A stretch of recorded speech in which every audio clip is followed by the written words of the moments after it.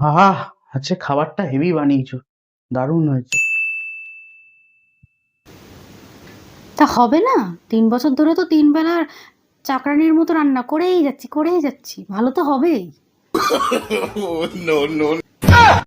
बहुत तेज हो रहा है बहुत तेज हो रहा এই দেখো, এই গানটা কি সুন্দর, একবার শুনে দেখো, গানটা হেভি গান।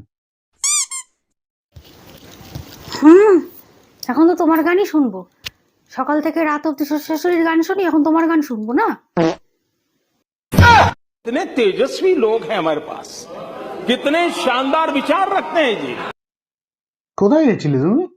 अब तू गया बेटा, अब तू गया, देख तेरी औकात मैं दिखाता हूँ। হ্যাঁ, বলুন ছোট মালিক, এখন এটা আপনাকেও বলে দিতে হবে? মা বাবাকে তো বলে গেছিলাম। अरे बाप रे